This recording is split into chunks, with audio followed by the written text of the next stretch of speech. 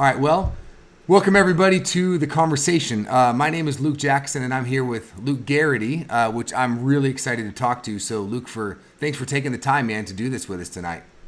Oh man, my pleasure. Yeah, it's been really fun. You know, Luke, for those that don't know, Luke is part of a team that leads the Vineyardist podcast, which I've listened to every episode and been really influenced by. Luke, I've read a lot of the stuff that you've written, and so I'm really thankful for you doing this, man. I've been really influenced by you kind of from afar. So thanks for taking the time to talk for a bit, man. This is great. Really good, man. So, Luke, for those that don't know you, I know we'll get into in a minute kind of what you're doing now is you're pastoring the church with your wife that you guys are leading in Red Bluff, right? That's the area that you're in California. Yep. So Northern California. Northern California. So I'm in Southern California, which I know are really two different worlds from everything I understand, and maybe we'll get into that. We're basically Southern Oregon, basically. Yes. So that we might as well be two different countries from what I understand from everybody. So, but before we even get into what you're doing now, Luke, why don't you just share with everybody kind of where you're coming from and maybe a little bit about how you grew up? Cool.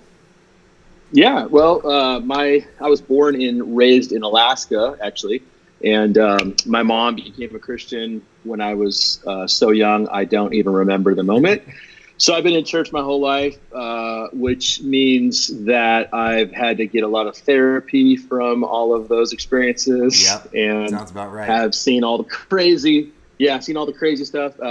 When I was a young kid, we started connecting with the Vineyard and, from the John Wimber tapes and into Vineyard churches and, so spent most of my life, playing sports and I've always kind of had a fascination with theology. I didn't realize that it was abnormal to read Gordon Fee when I was 16, but evidently that was weird. So, but I also, really loved underground hip hop. And so I've always kind of had a foot in a lot of different worlds. And I love art. I love just a lot of different things that have their own unique cultures with them. Yeah. And, so I ended up, I ended up actually doing music for a number of years, creating underground hip hop and traveling all over the U.S. and touring, and then did some touring overseas. And all the while, I was also actually going to study the Bible and theology in my undergrad, and then kept doing that until I, started pastoring a church. And that's kind of the fast forward version, but my wife and I met my wife in bridal college, not to be confused with Bible college. And she was there. We met and got married, and we have 5 amazing kids now. And we've been in ministry for about 20 years. But we've been at the current church that we're pastoring at right now. We're serving at for the last it'll be 4 years in June. And before that, we were in northern Wisconsin at a church for about 11 years. So, so we've been pastoring. I guess I would say the hat I try to wear is kind of this pastor theologian hat, trying to have one foot in the local church and then one foot in, theological reflection. And, I just have a lot of interest in a lot of different things, though. And I still love hip hop. This quarantine that we're in, this global pandemic, I'm actually considering coming out of retirement and recording a whole rap album, an ode to Wu-Tang. I like it, man. I like it. So, it's pretty funny. But, so, I've been around the Vineyard, though, for most of my life. I just, as a kid, I think we started attending a church that was a really conservative denomination that didn't have musical instruments, wasn't charismatic at all. And then, as was happening all over the world in the 80s, the charismatic renewal was still going, and the influence of the Vineyard hit us. And so the Vineyard's been kind of like my home. Okay. I hung out in Pentecostal churches, Baptist churches. I've been in a lot of different church settings too, but for some odd reason, I keep coming back to the Vineyard. And it's actually funny. I was thinking about this today. When I was probably around, I might have been about 20 and maybe 21. And my mom actually gave me a book to read. And she was like, hey, read this book. I think you'd really enjoy it. And it ended up being a book called The Quest for the Radical Middle. And your dad obviously wrote that book. And so, I read that book. I'm not even kidding. I probably read that book in like 2 days. Just pounded through it and was like, that that basically helped me understand why I had been so attracted to the vineyard, and I understood more of the theology behind it. And then years later, at an SBS, I met your dad, and it was kind of like, I mean, I had total, fanboy. I was like, oh my gosh, it's Mr. Jackson, So, Dude, that's awesome. Now, yeah. Luke, before we even get into kind of your heart for even crossing cultures and the experience you've had there, even just being a pastor, maybe for a minute, kind of based on what you just said, what is it about being a part of a kingdom movement that has kept you where you are? Like, what are the things about being a part of a sort of a kingdom community that you think, because I know you spent time around the world. I know you're very ecumenical. You have a real heart to connect with people of different tribes. What is it about the vineyard or about just even kingdom theology, kingdom practice that you keep thinking, man, this is what I'm in for? What are those key things for you? Yeah, that's a great question. I think a lot of it, I'd have to say, I'd have to preface it by saying that the vineyard is not perfect, as you know. Yeah. It's got its baggage, and there's things about the vineyard that drive me crazy. And, oftentimes I feel like a lot of the church therapy I need will actually be about my time in the vineyard. But when the vineyard is in its, I guess its prime, when it's firing on all four cylinders, there's a combination of a lot of different theological and practical things. And all those practical things are grounded in the theology. So like those things are really important to me. I mean, the kingdom theology you just talked about, our theology of the kingdom is, I think it is unique. Obviously we have a huge influence by Ladd and the whole inaugurated eschatology, which is the fancy way of talking about the now and not yet. Right. That's obviously really important. But it's interesting because being in a movement that not just has good theology of the kingdom, because it's one thing to have really good biblical theology when it comes to the kingdom, but to actually see the implications of the kingdom, actually inviting us to participate in the inbreaking of the kingdom and see signs and wonders, and to actually pursue the things that the Bible teaches. I did my MDiv in a cessationist environment, and it was always fascinating to me how they would basically do great exegesis in so many texts, but when it came to scriptures about desiring earnestly the spiritual gifts, it was all of a sudden all grammatical rules no longer mattered. Yeah, no kidding. And so I love just that, again, when the vineyard's firing on all four cylinders, I love that it's a movement that's centered on the kingdom, on the king and the kingdom. I love the fact that it's a worship movement. Yeah. I love the fact that historically we have had a focus and an emphasis on multiplication and discipleship and church planning. I also love, when you look at our history, we've always had a real lean into mission, global missions. Yeah. I actually just had a couple, probably about a month and a half ago now. I had a phone call right out of the blue, and Bob Fulton reached out to me, and Bob Fulton is one of those guys where I'm like, why is this guy calling me? He's like a legend, and just thinking about Bob Fulton, talking to him, I was like, man, from early on, Bob was involved in global missions, back in the early 80s. Right. And, we've always been a movement that values those things, and I value those things. And I love the fact that we are a movement that we, generally speaking, are very intentional about equipping and empowering the local church. Yeah. I love that, because I'm a local church guy. I'm a church man. I mean, I love the church. I think ecclesiology is pneumatology, ecclesiology, and missiology are my three, favorite subjects. So I just love the fact that we're about those things. Yeah. So those are what keep me coming back. Right. I won't lie and say that there's things about the Anglican tradition that I love and I wish we had more of, the sacramental theology, and I'm hoping that we can slowly instill that into our movement. But on when the vineyard is doing its thing, man, it's really beautiful, and it's cool to see for sure. And the relationships. I mean, I haven't met very many people in the vineyard who are not cool. Not cool, but just good people. Always willing to help. Anytime I have any questions on how to do something, I don't ever have anybody, say, oh, well, you gotta make sure that you're somebody before you can get in, Right. So I think that's cool.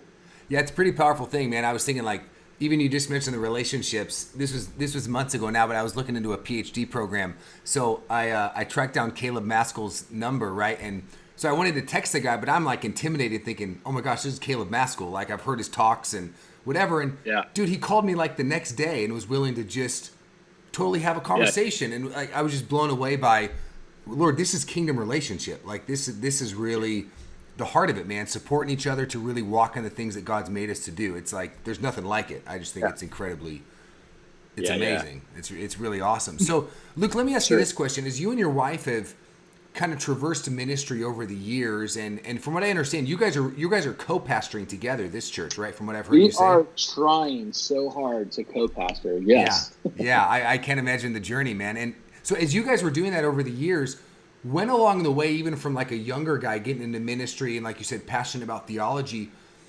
when did you begin to develop a heart for the nations? Because I remember I first came across, or I first met you years ago at like a missions conference. That was where I first, sort of found out who Luke Geraty was. And so when along the way did the Lord capture your heart for the nations? Did that happen from the beginning, or was that a process along the way where you just kind of became involved with everything? Yeah, I think that's an interesting question, because I hadn't really ever thought about that a whole lot. But I will say that my parents, my mom became a Christian like when I was really young. My dad became a Christian when I was like 10. And so for most of my life, they've been followers of Jesus and are very committed followers of Jesus, actually. And I learned from my parents the value of community. Like when I think back as a kid, my parents were always involved in kinship groups or cell groups or small groups or life groups or whatever trendy word we were using at the time. But they were always involved in that, and they were always pretty diverse ethnically and culturally, like socioeconomic, cultural diversity, ethnic diversity, just across the gamut. And I think so. I want to say that probably a lot of it comes from them because it just is the normal for me. Like I don't understand personally like the whole just hang with my people. Like I've always been fascinated by different cultures and different, like, I don't know, it's cool to learn from people too. I mean, the way that, now we live in a community that has a lot of Latinos, and the way that Latinos do family or celebrate is really beautiful and I think there's a lot we can learn from them. So I'd say a lot of it probably is my parents. I didn't really want to do missions at all. Like that's what's kind of funny. I never really had like a burning desire. Like I had lots of friends who were, like, oh, I want to go to, whatever country. My sisters actually, I have a couple sisters that had been missionaries, and one has been a missionary her whole adult life, basically. And so I was always the guy that like, hey, you know what, I want to do mission locally. Because I think there is a tension between some people are really great at flying in an airplane or getting in a bus and driving somewhere, and they'll go do mission like crazy, and they have no qualms about sharing their faith, but as soon as they get back to their own neighborhood, it's like their face shrivels up, and I just find that to be sad, really. So I was that guy, but I had an opportunity in 2008, I think, to go to Nepal, and I went to Nepal for like 3 weeks and helped start a Bible college and taught all these like 900 pastors for a bunch of Christology classes and hermeneutics classes and things like that. And I was like, man, Nepal's dope. Like the food's amazing. The people are super, super friendly. And I just fell in love with like actually being able to see that my longing and my love for different cultures in the U.S. Was completely, able to continue outside of the U.S., which is kind of funny. Like I said, it doesn't make sense to not really be into that, but it wasn't, I was anti it. It was like not my thing. So I ended up going to Nepal. I ended up going to Eastern Africa. I've been to Kenya 6, 7, 8 times, something like that now. So I've had an opportunity to go to different countries and do a lot of teaching and whatnot. And I think it probably goes back to my parents, though. Just modeling that as a kid. They showed me that all human beings are created in the image of God. Didn't matter what ethnicity they were, what cultural background they had, or what socioeconomic status they held. They were all created by God, and they were to be loved, and they were supposed to be engaged. And I also think like they were people to learn from too. So that was really cool. And I think that's, my dad's actually 50% Japanese. So my grandma was Japanese. I grew up in a culture, a home culture that was heavily influenced by Asian American culture, which is this really interesting hybrid. So, I mean, I think a lot of it was probably my dad. My dad brought that in. My mom obviously married a Japanese guy, so she's multicultural and multi-ethnic. Yeah. What was that like, Luke? Even just growing up in a multicultural, even a home, was there ever tension? Was that just kind of an easy thing growing up? What was that like, just growing up for you in a household even like that? Yeah, I don't remember any problems or challenges or issues ever really inside of our home, other than your normal, because my dad, his mom moved from Japan, but my dad was born in the U.S., lived in Japan for like 5 years, and then came back to the U.S. So was in the U.S. for most of his life. I think the only times I ever felt some tension was when I would notice racism against my dad. That was tough as a kid, because you'd hear people say things about my dad, that later on in life, I mean, as I got older, I just started fighting a lot. So that's what would happen. I would just punch people, but that wasn't how I rolled when I was a little kid. But yeah, there wasn't a whole lot of tension with that. I mean, it just kind of seemed like, when you grow up, like all my friends it was interesting in Anchorage. I was in a very diverse neighborhood too. So I think I had a pretty even gamut of friends that were Asian, African-American, Latino. It was a little bit of everything. I mean, I really I just didn't notice as much of that. And Alaska's weird like that though, because there's so many different cultures in Anchorage, so it just seemed like it was less of a noticeable thing. In fact, it wasn't until when I was about 10, 11 years old, I moved down to the lower 48, which is what us Alaskans call all the other people. When we moved down to Colorado, I came in contact with like the reality of major segregation still culturally between ethnic groups and whatnot. So which is kind of weird. I mean, that's just my own history. So it's kind of what played into it. So you mentioned even, Luke, in your area right now, currently there's a large Latino population. What's that been like for you and your wife as you guys have led a flock in a diverse community, especially, because like I could say Riverside, the city I'm in, I would describe it pretty much the same way, right? A huge Latino population. What's it been like pastoring in that environment for your local community? Dude, it's the best. I have had Latinas show up at my house with bowls of carne asada to bless me. So it's awesome. On a serious level, man, it's great. Our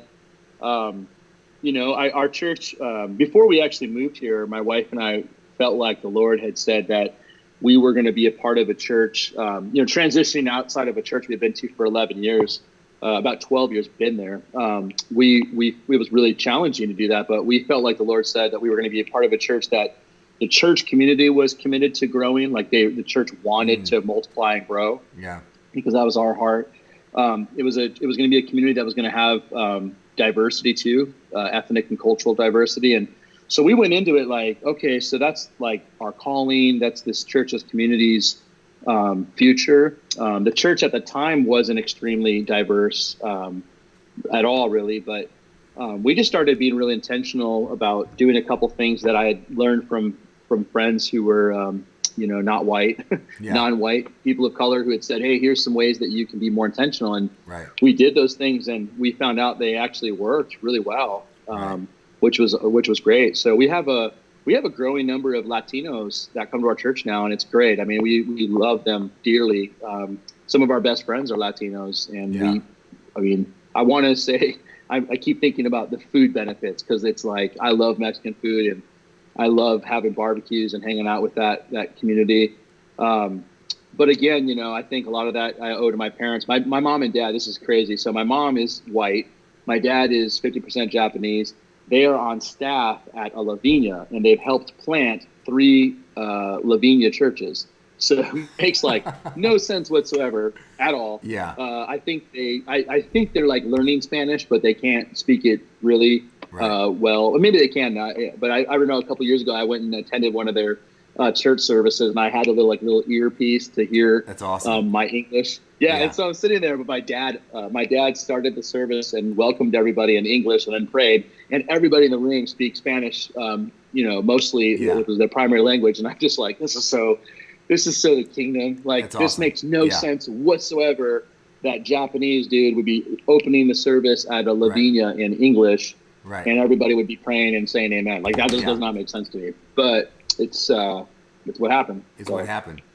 So, Luke, you mentioned that you had gotten some counsel for some friends on what it's like even to cross that culture and to be pastoring in an area where there's a Latino population. What are some of the things that were passed on to you that you could pass on to others? Like, what were some of those moments that you realized, oh my gosh, this is it. This is the kingdom reality, theology now on a practical level. What were some of those things you learned along the way? Well, I mean, I think the first thing would be that, being willing to learn. In grad school, I remember reading a lot about colonialism and, Yeah. this white man importing theology everywhere. And I had a friend that was a missionary in Thailand.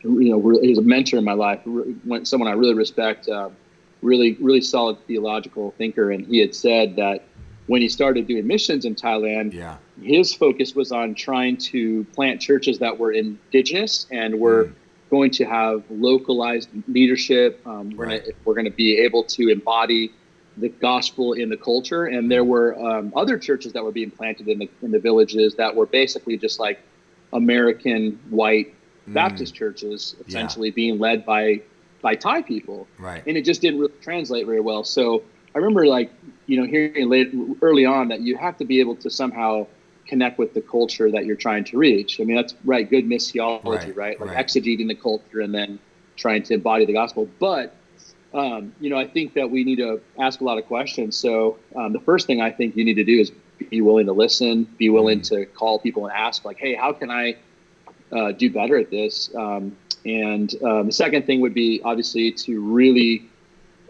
take opportunities that you can to put yourself into spaces where you're not the majority. Yeah. I was actually like such a good experience going to my parents' church as the white dude in the back who's got a little earpiece. And I was just like, I actually was thinking, this sucks. I don't know if I can say sucks on the You can say podcast, whatever, dude. Nobody's paying us, dude. So you just say what you need to, man.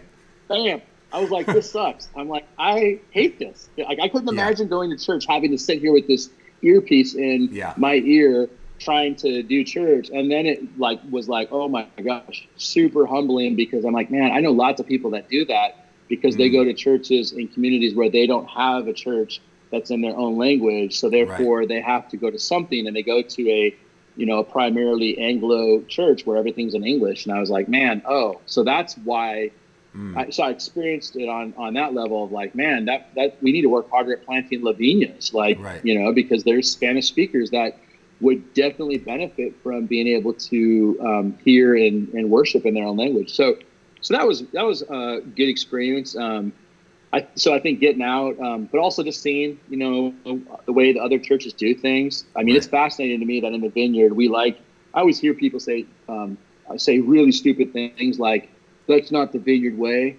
And I'm always like, oh, so like you've never actually been around the Vineyard, because, there's a lot of different Vineyard ways of doing things. And one could argue that John Wimber had a lot of different ways of doing things too over the process of his life of, and so, the way that Vineyard churches worship in Kenya is quite different than the way that they worship in our church here in Red Bluff. And they're both beautiful.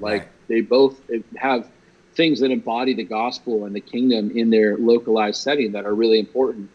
So, like what we did just on a practical level is we definitely started to be really intentional with trying to, as much as we could, sing worship songs that included songs in Spanish. And so, we found out that actually helped people engage with worship that were Spanish speakers. And what I love about it too is it helped our church community see that we value Latinos.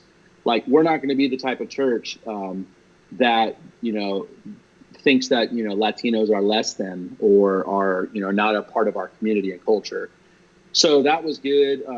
We were fortunate enough to have some really great followers of Jesus who were mature, who were willing to start serving in leadership roles. And so giving them opportunities to speak and to be seen on the stage was really, I think, important too, because I've heard from numerous people, which is kind of like, that wasn't like the plan, like, oh, let's just get a Latino up there. Right. But what I heard from people say several times is, hey, I feel like I could do that, Right. And I was like, oh, what do you mean? Like, why can you do that? Well, because Irene did it, and Irene spoke in Spanish, and I speak in Spanish, and that was really powerful when she prayed in Spanish. Right. Like that meant a lot. So, those are just a few things off the top of my head that are, kind of basic. Yeah, it's interesting you mentioned that, Luke, too, because I was just talking with a friend the other day she's the friend I was talking to, her mom is white and her dad is black, and she mentioned for her growing up in church, it was revolutionary for her when she was like in her 20s in college. She went to a church where the first time she saw another black woman on stage, and she described how impactful that was for her. And I'll be honest, for myself, obviously growing up in a white male sort of in majority culture, it didn't even connect for me why it would matter who you see in front. But that was exactly like you just described. That was her story. She said it was all of a sudden, it's like church just clicked for her because it didn't matter if there were other black folks in the congregation. Now she saw somebody leading, which meant there was a place, not just like, oh, we're going to get a bunch of diversity on our website and take a picture and it'll look cute, but we're actually going to walk this thing out. So as you're journeying that, Luke, and you and your wife are pastoring this church, and you're going more and more towards really the kingdom breaking into earth, right? Seeing the diversity happen on a missiological level, because I know you have such a deep heart for theology and for the scriptures. How did that begin to click for you on a theological level as a pastor, as you began to step into that cross-cultural work, even in your own local context? How theologically, what was that journey like for you? Did things begin to connect for you? I'm just curious to kind of hear your theological thought along the way as you did that. I don't, honestly, and I don't mean to like brush that aside, but I just think that I was fortunate enough to be trained by good theologians as far back as I can remember, good pastors. So I've never, like, that always just made sense to me. Right. I mean, I will say one thing. I don't know where my Bible is right now. Actually, my iPad's right here. One thing that really fascinated me was in John 17. There's this really, really interesting thing that happens when Jesus is praying, like the quote unquote high priestly prayer. Right. We always call Matthew the Sermon on the Mount, the Lord's Prayer.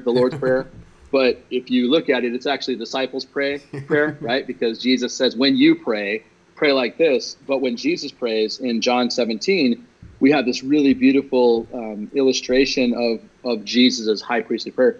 But it's fascinating because in that text of scripture, he actually prays about these and those being united.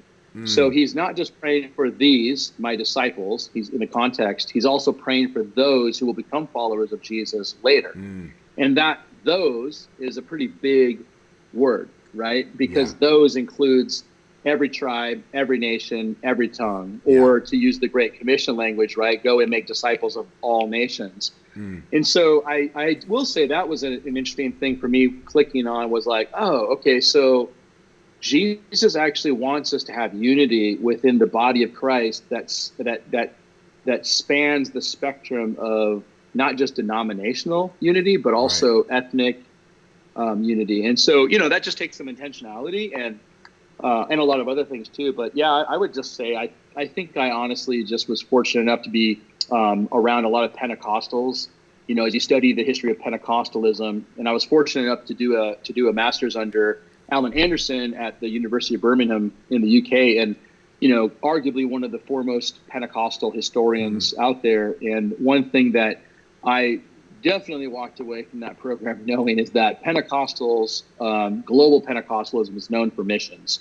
It's about missions, and it's about the Spirit lighting people on fire from all over to go do kingdom stuff. So so I don't know, like, it's weird when I read. I every once in a while I'll stumble upon something that is unwittingly or maybe it is intentionally racist or like bad missiology. I'm just like, oh, that's right, gross. Yeah, like, throw that away. That doesn't make any sense. So yeah. Now, Luke, let me ask you this on a theological level. You mentioned, like, for you, because of how you've been trained, even growing up in your family, right? Your parents modeling this for you. Crossing cultures, in a sense, was I'll use the word kind of a no-brainer. It wasn't like a major leap for you necessarily. One of the things I would love to hear, if you could unpack this for a minute, the more people I talk to, there's a why behind for you, why it makes sense. Not only does it make sense to cross those cultures, but it's actually our call. Like it's an intentional thing because of what we see in the scriptures, because of who Jesus is, because of the kingdom breaking in. So if you were to say to somebody, and part of the reason I'm asking is, the more people I talk to, I realize sometimes as I talk to believers, I may be coming with the assumption, well, gosh, if I've got my Iraqi neighbor or my refugee neighbor or even my Mexican neighbor who speaks Spanish, I'm thinking there's an intentionality because of who Jesus is and because the kingdom is broken in. It's just an automatic that loving that person and crossing that culture, that's just a no-brainer. However, I realize that's not necessarily as much of a no-brainer theologically for everybody. So for you, theologically, what would be some of the whys behind why crossing those cultures and, like you said, stepping into Latino culture to learn from Latinos about their culture? Why are those just automatics for you theologically? Like, what would be the things that you think theologically say, this stuff isn't optional, this is just part of being a kingdom people? What are some of those markers for you theologically? Yeah. So in no particular chronological order, just off the top, I would say first and foremost, because I think that God's mission is to make himself known. I'm hugely indebted to Christopher Wright's book, The Mission of God and the Mission of the Church. I think that, and N.T. Wright, another Wright, is right about the lean of the mission of God. So I think that God is all about making himself known. Not because he's narcissistic, but because it's right. You know, he's so beautiful and holy. I think it was Jonathan Edwards who basically said it'd be wrong for God not to say, "Look at me," because he's so good, and to dumb that down. But so I think I start with the mission of God concept, the idea that God is about making himself known, and we are supposed to join God's mission by partnering with the Spirit. That's one reason. A second reason, because we're told to love people, and not just people, but to love our neighbors. And I think the whole point of the gospel narrative, when Jesus is asked, well, who are my neighbors? Jesus essentially says, basically everybody. It's not just the people that live in proximity to you. Those start there, right? It's actually all human beings. Another reason, as I said earlier, the Imago Dei. People are created in the image of God. I think part of our calling is to reflect as image bearers back to God. And then, one thing too, and this is controversial in some circles, which I find interesting, but I am completely unconvinced by the universalist leaning folks. I don't get that. And I'm not, I know that there's some caricatures that they tend to use that, you're only evangelizing people, or you're only friends with people to get them into your church. And, that's obviously manipulative and that's not good. Right. But I think there needs to be valid concern for the eternal fate for people. Like if we say we love people, I think it's unloving to just let them go about their life as if nothing actually matters about following Jesus. Right. Because I actually think the universalism issue is really ultimately about the exclusivity of Jesus. I think that there is clearly in my reading of the New Testament an exclusivity of Jesus claim that Paul makes clearly, and then Jesus himself, I'm the way, the truth, and the life. So I think that partly it's because I think we need to love everybody, and I don't want to see anybody end up eternally separated from God, whether that's eternal conscious torment or annihilationism or whatever the future looks like. I think that's a motivation too. And it's interesting too, because my sense is that that's become less and less of an okay motivation to say, like in the last 5 years. It's like, oh my gosh, he mentioned eternal damnation or hell, or, and it's like, I think, I don't know, the more that I read David Bentley Hart's book on the Christian universalism argument. My favorite theologian is Jürgen Moltmann, and Moltmann's, a universalist. So, I have love for the contributions that folks that I disagree with have. But at the end of the day, man, I just find their arguments completely unconvincing. And it's like you have to just take like so much of the Bible and just pretend it's not there, or Right. jump through exegetical hoops to make it fit into your reading. And I still have hope though, because I think the other argument is that, well, your theology is so hopeless and it's all about damnation and hell. It's like, no, I actually think that if anything, we see in Scripture a great deal of indication that God longs to have relationship with people, and He's actually called the church for a purpose, and primary purpose that we have is to make disciples in order that people may experience everlasting life and experience human flourishing now, not just in eternity. Yeah. Or in the midst of suffering and going through terrible things now, still have hope, knowing that this is not the end, that there is an eternity, that we will be able to experience, the culmination or the consummation of the kingdom. Yeah. So, I think that those are some of the reasons why. But I also, as I'm thinking about it, part of it really is because Jesus is amazing. Like personally, it seems selfish to not want other people to experience the hope that comes from knowing Him. We're in this, as we're in this lockdown, California, stay at home. Dude, I hate church right now, and we're good at virtual church. I'm a pretty dang good videographer and editor.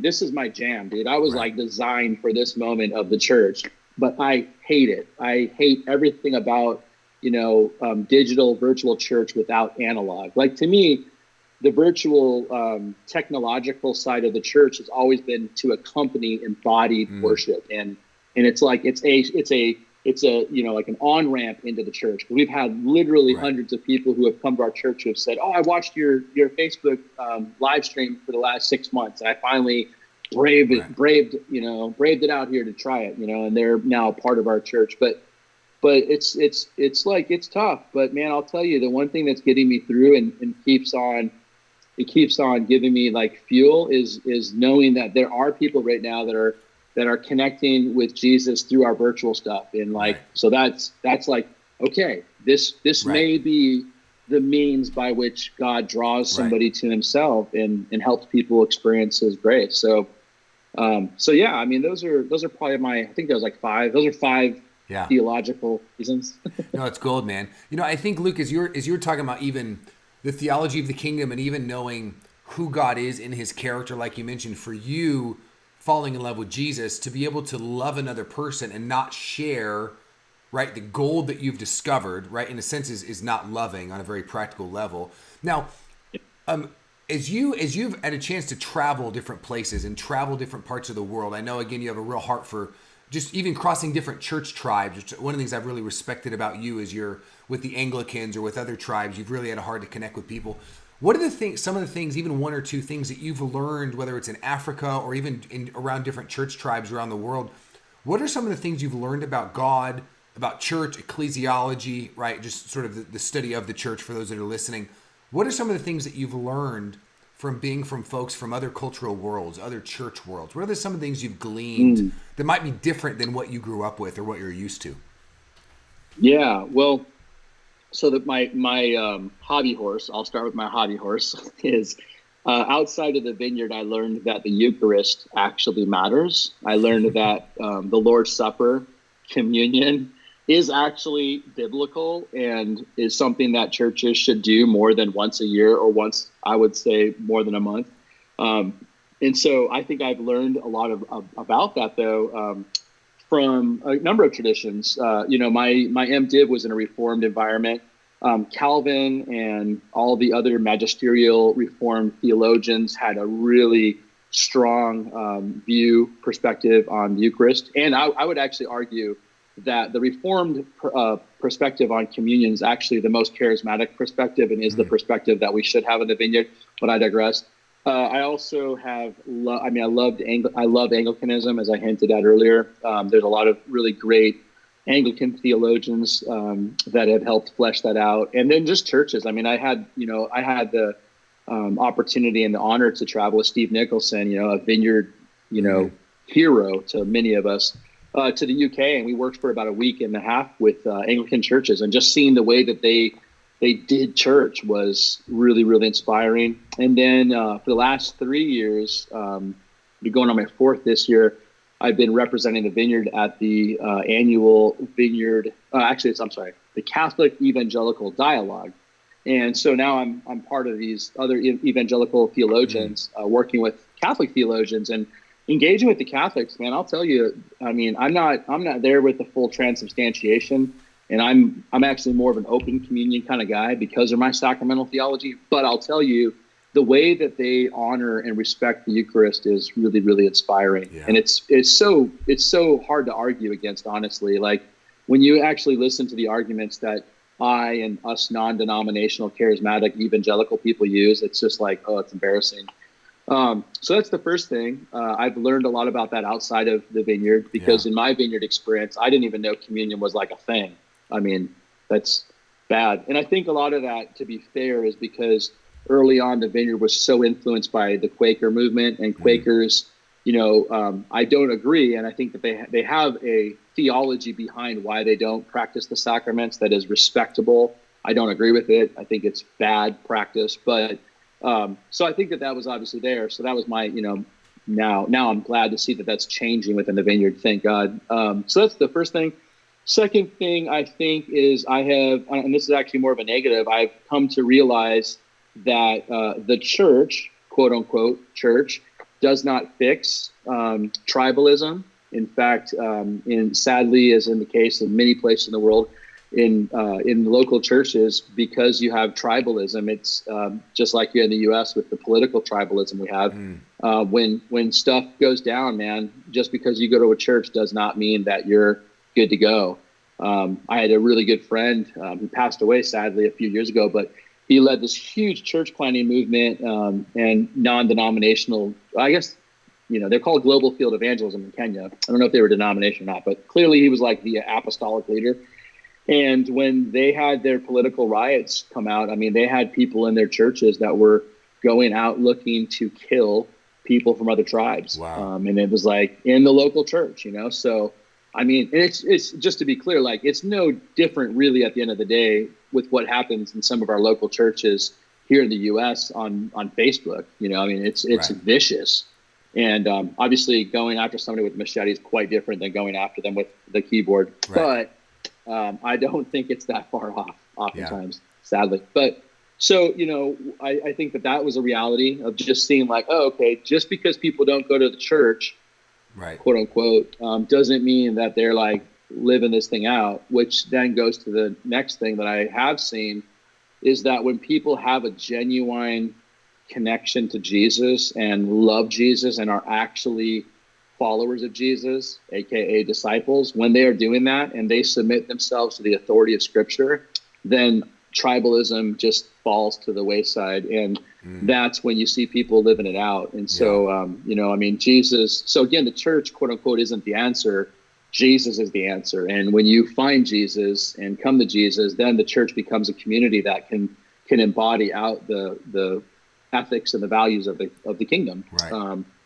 And then I think lastly, one thing that I've really loved is seeing how other countries or other churches from other countries practice missions. Because in the U.S., it seems like a lot of the time what we do is we write checks or we show up with lots of things.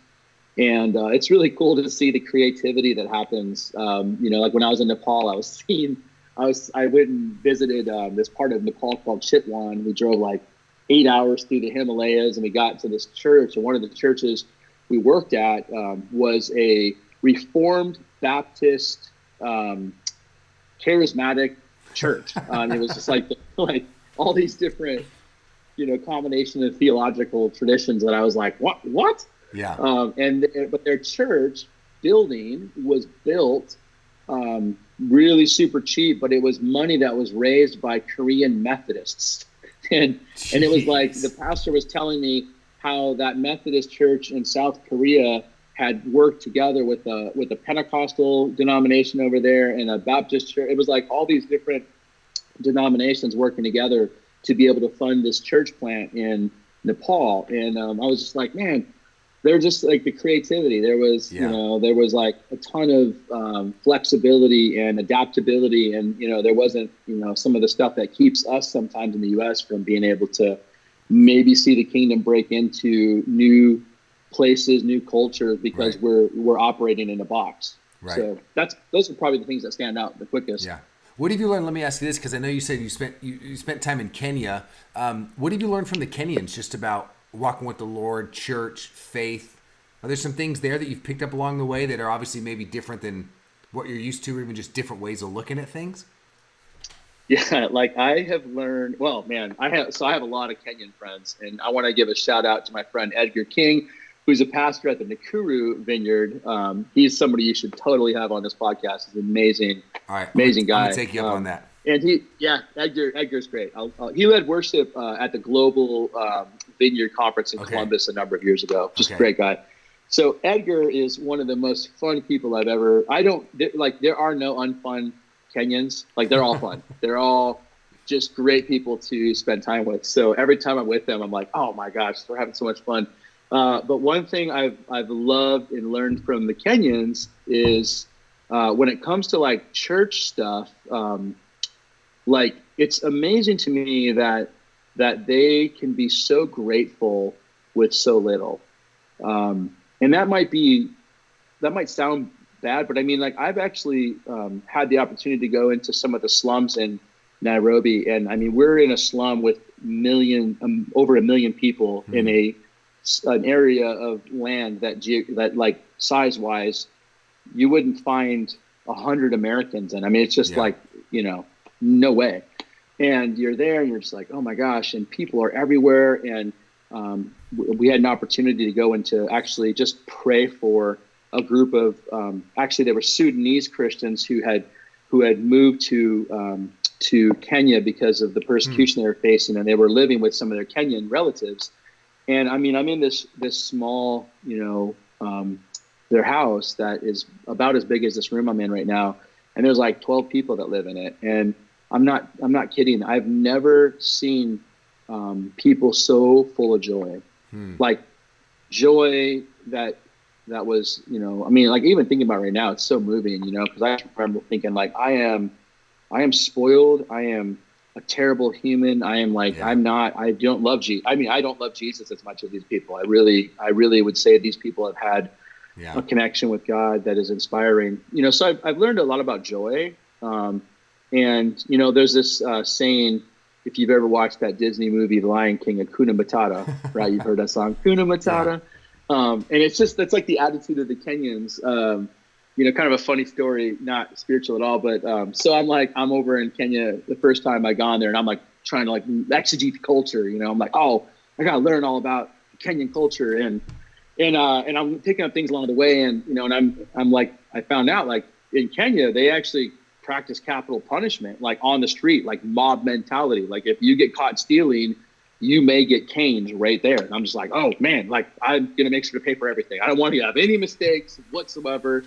And so I'm like on edge. And then I find out that if you get caught stealing a car in certain parts, they'll burn you alive. I mean, like crazy stuff. And I'm just like, oh my gosh, like they are no joke when it comes to law.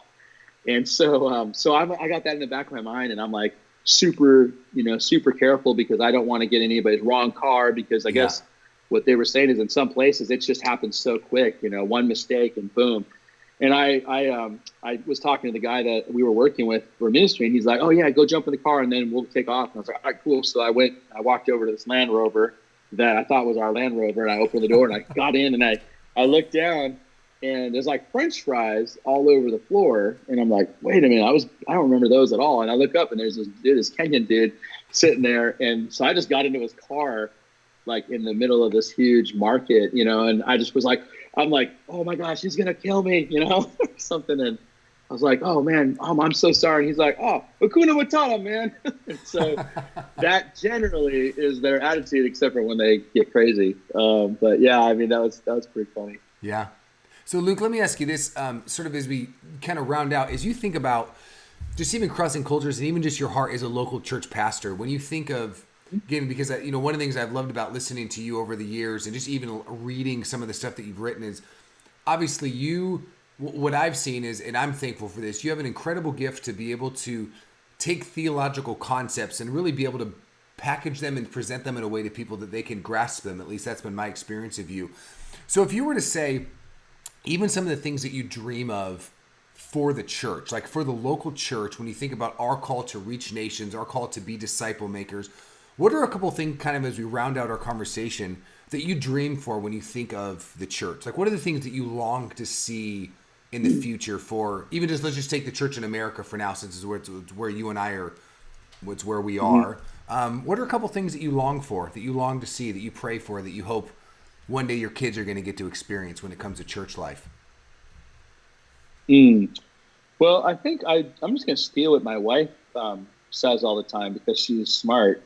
And I think it's true. Like we recorded a podcast today and for our church, and I think we just were asking, like, what's one important thing for you? And she was saying how for her, she just really wants us to really take the everybody gets to play theology of the vineyard, not just theology, but the practice of it, which are so connected, and really live that out. Because she was just sharing how it's really frustrating and sad that while we have so many great volunteers in our church that are engaged, there's always, we probably have 680 people that would call our church home. That's kind of what our number that we work with, that come through and are part of our church. But man, the vast majority of that community are people who show up on Sunday and aren't necessarily engaged in God's mission. They're not engaged in a lot of the kingdom activities. Now, that's kind of judgmental, because I don't want to make it seem like if you're not involved in the church, you're not doing kingdom stuff. Because I do know that there's a lot of people that are, dude, don't volunteer here. You need to keep on feeding orphans and caring for widows and doing your stuff. Like, not at all. But like, there's a lot of people who are what I would call quote unquote consumers. And so she was sharing that, and I think that that's a big deal. Like, I would love to see more and more people engage in where their calling is and discovering their purpose. I think starting with, hey, you belong to Jesus. You are part of his kingdom, and you're supposed to be a witness to the kingdom and to the king. And what that looks like, it could be totally in whatever vocation you have. I don't care if you're a teacher or you're working on an assembly line. You have a sacred calling. Like, I don't buy into the whole clergy laity thing. That's one of the things I love about the everybody gets to play thing, is that we all get to participate in kingdom stuff. And we might have different responsibilities and different areas of leadership in the church, but at the end of the day, we all have opportunity to serve. And so that would be probably the thing. I want my kids, to understand their gifting, their calling, to discover that on their own, because they're hungry for it. They're desiring earnestly the spiritual gifts, and because there were pastors and there's leaders in the future that care for them and will shepherd them and help them and cast a vision for them and challenge them and push them and pull them and do all those things. Because I think when we do those, like when we get people to start functioning in their gifting and their calling, it's like the most beautiful thing. Like for me, that is when I am on pastor, like, oh, I'm done, I could retire right now, is when I am sitting there on a Sunday morning and I'm not doing crap. I'm like literally just sitting there watching our worship team lead, and I'm watching people that, have been a part of our community do the hosting and the welcome, and then somebody preaches. Like, that's the best. For pastors who have a kingdom, I think, mindset, it's like, that's the best, man. I actually want to work myself out of a job, and I want to replace myself so that we have a ton of pastors in our church that are just loving on people, and then I can go fly fishing more. That, like, to me, sounds like an awesome thing. So. Yeah.